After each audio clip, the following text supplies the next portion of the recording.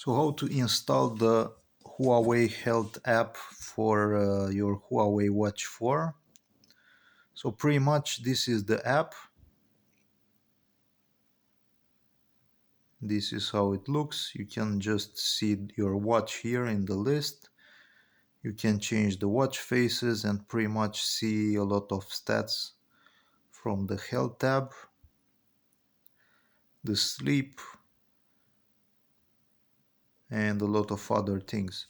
So as I said, you won't find this app on Google Play. You need to go on Google and just Google for Huawei Health. You will go to the official website. You will see this interface. Just click to install now. It will download an APK file.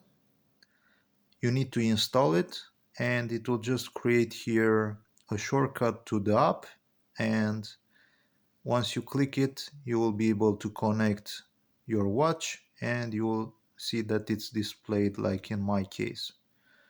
So it's quite easy. This is how you can install the Huawei Fit 4 app for your watch. All right, thank you for watching.